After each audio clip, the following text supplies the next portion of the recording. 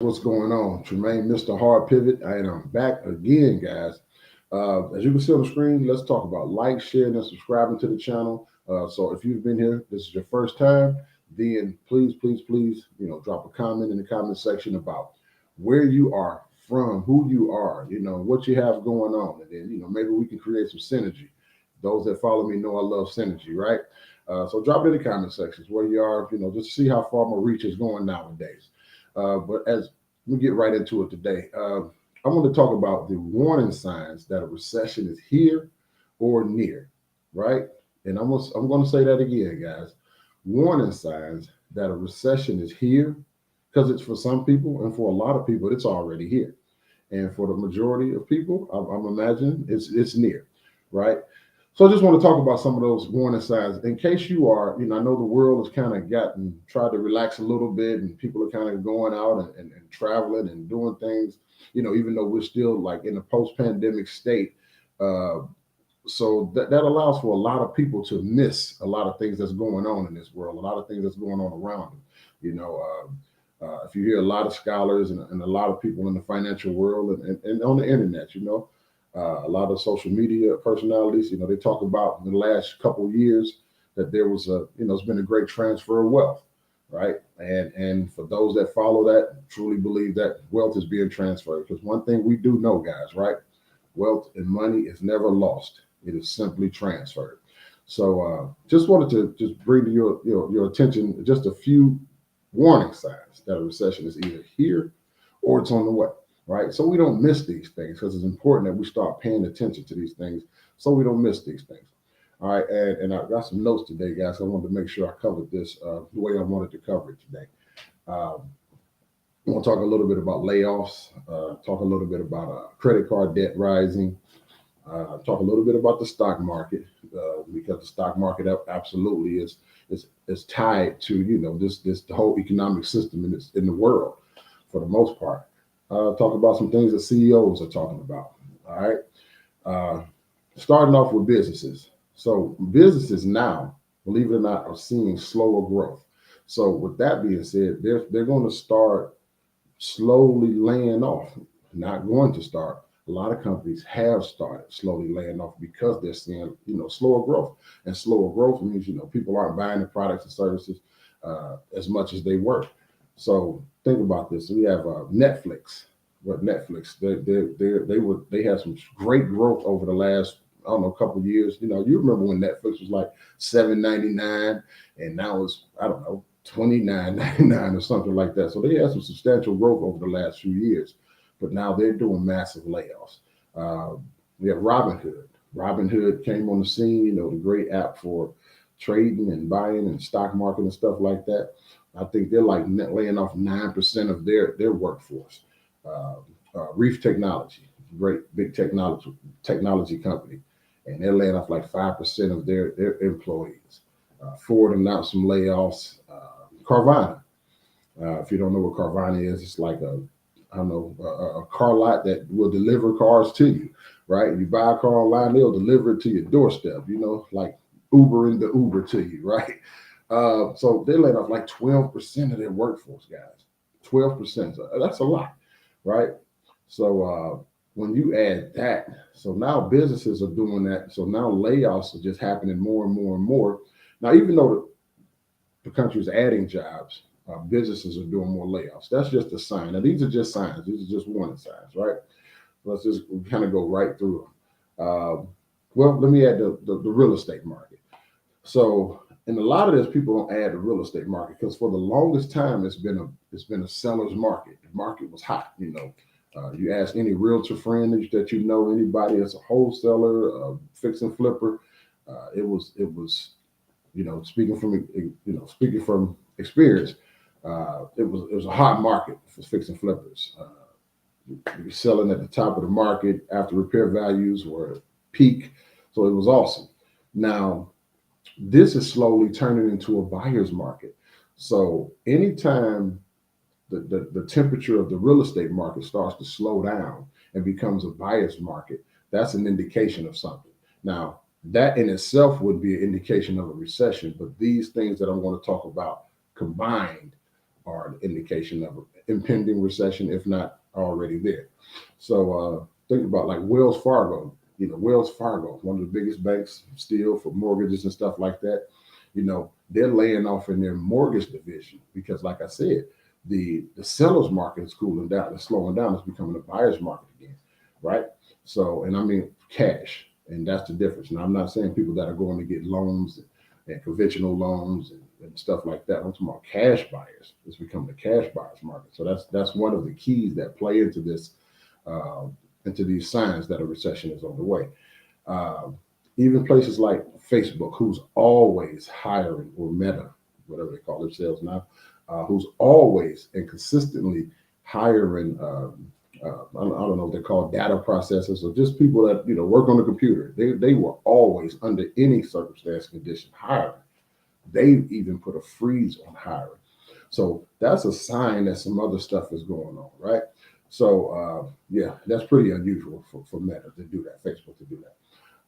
The global supply chain. Now, if you look at anybody, watch any social media personality that like to report things that are going on, one of the biggest things that most are talking about right now is the supply and demand, the global supply chain. Is that there's a shortage of a lot of different things going on. There's a war happening, and that plays a part of it. But the global supply shortage is going to also really impact things like inflation, right? Which I'll talk about here in a second. But so we went from a quick improvement, though. Don't get me wrong, from December to, I don't know, last December to late maybe February. It was an improvement. So meaning that things were getting moved quicker. Cargo, the time that it took to get from point A to point B to where we needed was shorter. Now, in the last couple of months, though, that time has increased again.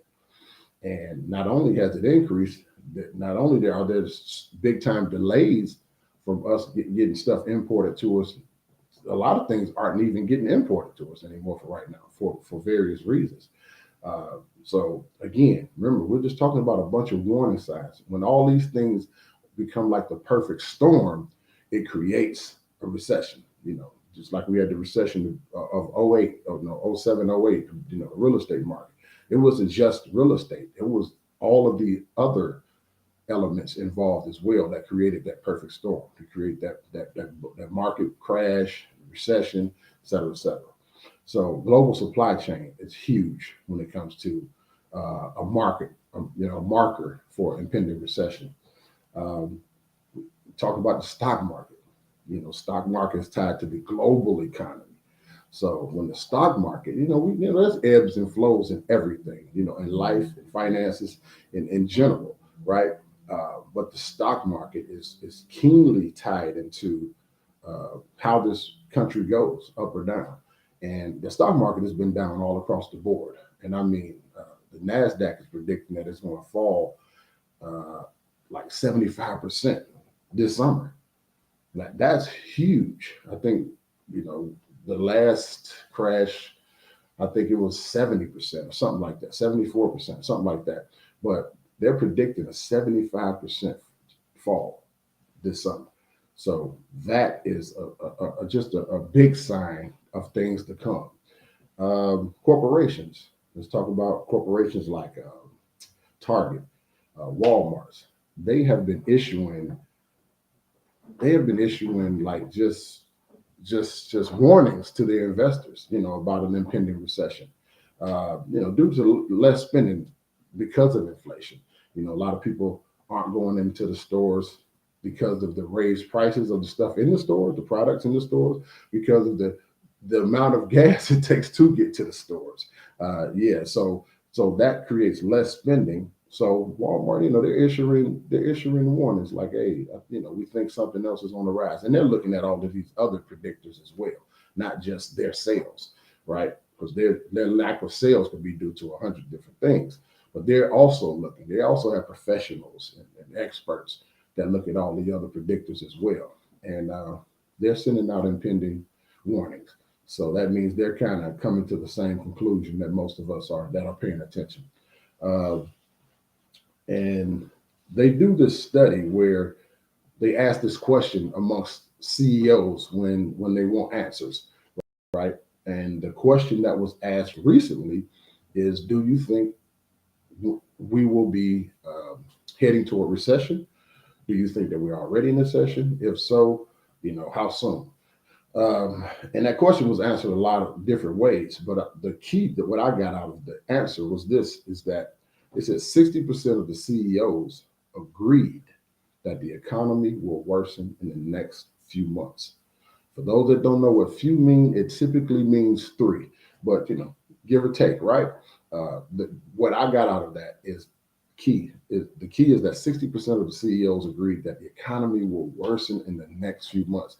That's huge. Now we're talking CEOs of the companies that pretty much run the world. I mean, they have a real good pulse on what's going on financially, in the United States, what's going on financially globally. They have a real good pulse of these things, right? So when 60% of over 60% of them agree that it looks like we're heading, to a bad economy, there's something to really pay attention to. One of the other things that's an indicator, credit card debt is rising. When credit card debt is rising, that means a lot. That could mean a lot of things. That could mean credit card companies are just giving out, low interest rates and giving out credit cards like no tomorrow, right? But typically, that's not what that means. Unfortunately, typically when credit card debt is rising, that means that people are starting to pin more on credit because they don't have the cash, whether it's right now or whether they won't have it at all, right? So that's also an indicator that things are going in a negative direction, because typically people, use credit cards to emergency, to buy stuff and then pay for it within the 30 days, so you can avoid paying the interest. Because credit cards, guys, we all know, that interest is the gateway to poverty. So credit, if you don't use it correctly. So check this out. As a statistic, the first quarter of 2021, it was $700+ billion, right? The credit card debt. Now it's at 840+ billion. So this is going to create a double problem for most people, because if you're not paying attention now, and not so much you're not paying attention, some people using these credit cards because they have to. Don't get me wrong, and I understand that. To pay their everyday bills, to buy groceries, just to buy gas right now because of inflation. But what a lot of them don't realize is this: that you get hit twofold, because now you're going to get hit with inflation, because inflation is still creeping, it's still rising.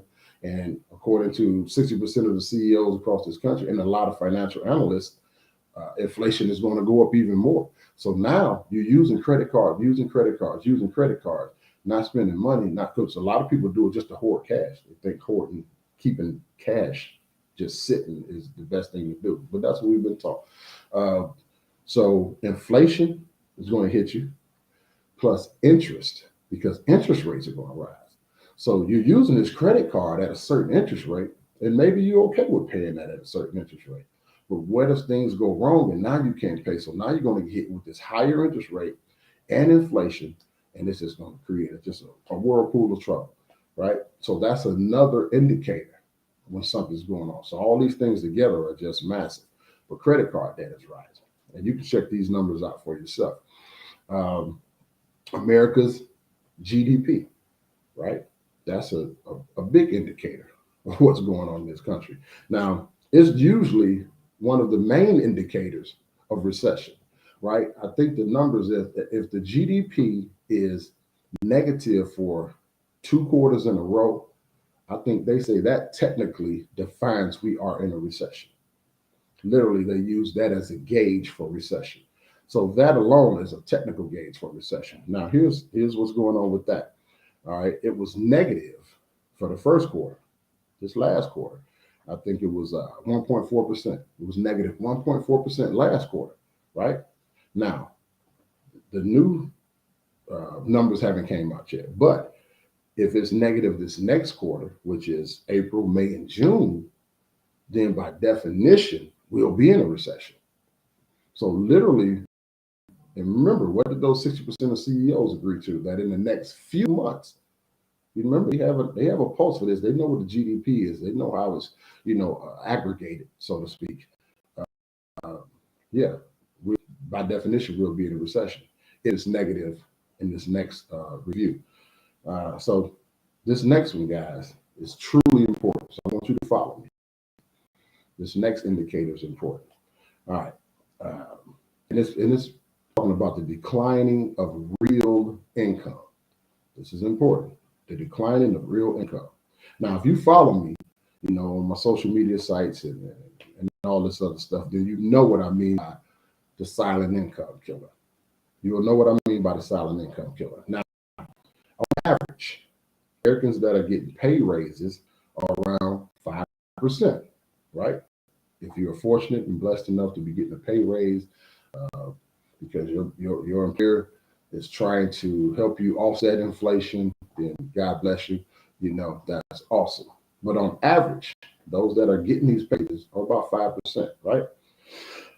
Now, that's still not with inflation because inflation is around 8% right now. Remember, this year was the highest that inflation has ever been, and it increased more rapidly than it ever increased in history. So 5% on average. Inflation is at about 8%. So you're still not keeping up with inflation. Now, if you don't know what that means if you were making $50,000, I don't know, 2018, and that was maintaining you paying your bills, paying your mortgage, and everything was just fine, and inflation was here. Now, this is 2022. Inflation is here, and it's steady going up. So that means the money that you were making in 2018 is not enough money to sustain you now. So that means the value of it is really going up. So you're really not making 50,000. You're making 34,000, right? 33,000. So that alone is huge. So and we talked about the housing market a little bit earlier and Wells Fargo and stuff like that. So I partnered to say that inflation is really higher, and because when you add the housing market, and when the housing market starts to loosen up, right, to cool off, so to speak, and it changes from sellers to buyers markets, that's an indicator of a change of what's going on, like I said earlier. So if you kind of add the housing component to inflation, then inflation is truly around 11 to 12%. And remember that example I gave you. Here, your money, inflation going up. Here, you're at a loss. Now, I'm saying it's really at about 12%. So that's huge right there. You have to understand that is totally huge. Unemployment, another indicator. Of course, we know that. All we heard in the pandemic, during the pandemic, were numbers about unemployment, statistics about unemployment. Unemployment is numbers up, numbers down. Unemployment is raised 2%, 5%. So unemployment is absolutely a key indicator. Now, think about that. The U.S. right now, still adding jobs. So jobs are still being added, but layoffs have started. Like I just talked about Netflix. I talked about Reef Tech, Ford, Robinhood, Carvana. And those are just bigger companies that are out there. You can go online and see, hundreds of other companies that are doing massive layoffs right now, laying off a lot of people. So unemployment, even though jobs are still being added, layoffs have started. And the thing about that is, with the expectations, just like the 60% of CEOs, the expectations in the coming months is that we're going to actually go to a net loss. And what a net loss looks like and feels like is, those numbers that were in pandemic, during the pandemic, those type of numbers. That's what a net loss is, when the unemployment outpaces the job, So yeah, so they're saying it looks like we're going to have a net loss here. And unemployment, those numbers are going to go back, all lopsided again. So those are true indicators. There are lots of signs, outside of the ones that I just shared with you, honestly, but those are just some of the ones I put together and from what I was seeing and reading and hearing, that I wanted you to understand that they were leaning towards recession, if we're not already in a recession, right? And with some people not having the right financial acumen throughout the last 2, 3, 5, 10, 15 years, they were suffering recession long before, right? So with this being said, guys, um, I don't know if you know this, and I mentioned it before, that money is never lost. It is only transferred, right? Meaning that in recessions, when people are saying sell, sell, sell, sell, and don't go out and buy anything, you actually can become quite wealthy. You know, there have been millionaires made, decamillionaires made in recessions, right? Some people actually wait for recessions, wait for the economy to go down, wait for the stock market to go down to create money because they know money is never lost; it's only transferred. And um, so at that time, this is the time to go out to buy assets. So if you are the ones that have money, this is the time to buy assets like properties or cryptocurrencies or stocks or just invest in some assets instead of liabilities. This is the time to do it. Or you can also simply realign your finances by learning to simply just keep more of the money that you're making, right? Learning to just increase your cash flow to let that money grow. Everybody won't become a multimillionaire in a pandemic or in a recession. But what you can do is learn how to keep more of the money that you are currently making, put it back into your household, learn how to allow that money to grow, right? So, with that being said, guys, that's something that we do. That's something that our organization does. That's something that our experts are experts at doing.